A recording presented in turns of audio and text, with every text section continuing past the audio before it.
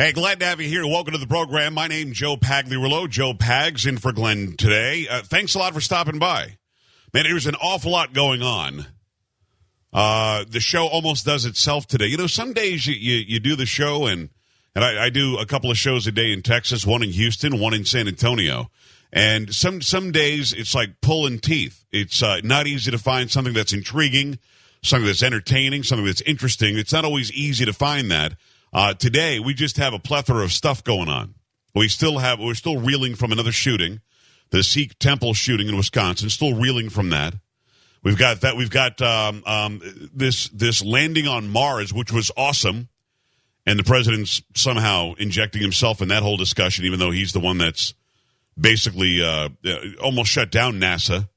Just ask people in Clear Lake, Texas, near Houston. We've got that going on. We also have Harry Reid claiming that Mitt Romney hasn't paid taxes in 10 years. He won't quantify it. He won't say where he got it. And then Robert, the doofus Gibbs, is out there on the talk show circuit trying to keep that controversy going. It's a diversion. We'll talk about that, certainly. We got that, which is nice. Border Patrol agent, an ICE agent, Immigration and Customs Enforcement agent, in hot water, suspended, or might be suspended, for arresting an illegal immigrant. What? I'm sorry. I thought that was the job.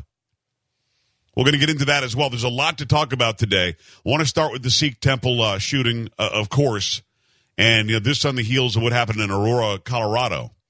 And a lot of people immediately have been calling for more gun control. We have to control guns. First of all, sick, twisted, disgusting SOBs that did these things. Devils on earth.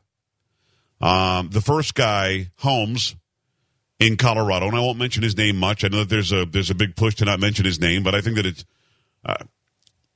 as somebody who usually lays out the monologue by giving the actual facts, it would be hard for me to avoid saying his name at least that once. He walks into a crowded theater, starts shooting the place up. The theater had some sort of a policy that you couldn't have a gun there, even though there was at least one CHL carrier, concealed handgun licensee in the theater. He didn't bring his handgun with him because the theater had a rule that you couldn't do it. So unfortunately, they were sitting ducks. The people in that theater did nothing wrong. That guy is evil on earth. And I think, and I've mentioned this many times before, I think that because we know it was him, there is no doubt that this guy did it. Shoot him in the face. Just get it over with. It's like Nadal Hassan with Fort Hood. Shoot him in the face. Get it over with. There's no question he's the guy. Now you've got this idiot in Wisconsin who thankfully is dead. Now, what's not being reported that much in the media is that he's dead because of the heroism of a police officer. The police officer didn't will him dead, didn't wish him dead, didn't say die, and then the guy died. He shot him. So in other words, the bad guy had a gun. There was a good guy there with a gun who killed the bad guy before he could kill more than six. 6 dead is disgusting. 1 dead is disgusting. Don't misunderstand me. Don't misunderstand me. I'm not saying that, hey, thank God it was only 6. No, 1 is too many. You go to a place of worship, you expect to go there to worship. You go to a ready room on an army installation, you expect to be safe in the ready room. You go to a movie theater to watch a movie, you expect to be safe in the movie theater. Don't get me wrong. The victims did nothing wrong. Yeah, but it always conjures up the idiots on the left who want to say, well, take all the guns away. Because that makes sense. I mean, if you look at Chicago, where they had 25 more shootings over the weekend, many, many people killed again over the weekend in Chicago. In Chicago, you could barely have your own gun in your own house to protect yourself. You sure as hell can't walk around the streets with one, concealed or not. Washington, D.C., crime through the roof. You cannot have a gun, a concealed handgun in Washington, D.C. Just can't do it. You can't do it. Yeah, and story after story after story is reported about the crime wave in Washington, crime wave in Chicago. Because who has the guns? The bad guys do. Thankfully, there was a good guy who responded there at the Sikh temple. Thankfully, the good guy had a gun. And thankfully, the good guy was able to stop the bad guy and make him dead. Another guy that we understand the federal government was aware of. This guy at the Sikh temple. Seriously. FBI has now taken over the investigation, and the FBI allegedly knew all about this guy who ended up doing the shooting. I mean,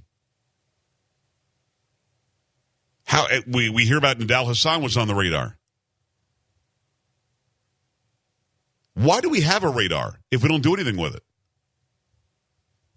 Nidal Hassan, allegedly, the Fort Hood shooter, allegedly on the radar of the federal government and of his Army higher-ups for 6 or 7 years leading up to the shooting. That's stunning, isn't it? So again, immediately, we started getting a reaction from those on the left. First of all, for some reason, for some unknown reason, it was blamed on somebody who I think is a wonderful woman, is a very good politician. She stands by her beliefs, Michelle Bachmann. Suddenly she was blamed for it. Again, this is what the liberal left does. Immediately, when this Lautner idiot in Tucson shot Gabby Giffords and killed some others out there in front of the Safeway in Tucson, immediately the blame was right-wing extremists, and Sarah Palin was to blame. Remember, because she had a map that had targets on it, political targets. We would like to defeat this person in the election.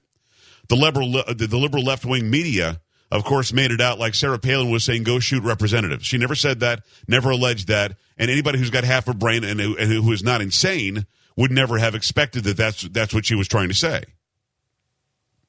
Then it turned out he was just a nut job, and it had nothing to do with right-wing anything, nothing to do with Sarah Palin.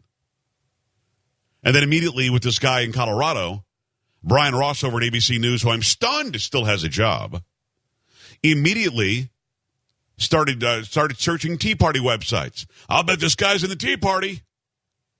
And then puts out there that, there's a guy with the same name in the Tea Party. I mean, why go to air with that in front of millions of people on television when all you had to do was look at the guy's age and see that it wasn't the same guy?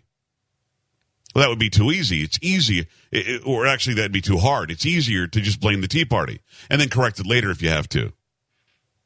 This guy now, the guy in Wisconsin being called an extreme right-wing activist. So somehow he's very, very conservative. So much so that he was a white supremacist, racist, and walked into a Sikh temple shooting people because he felt like it. Suddenly that's the right's fault again.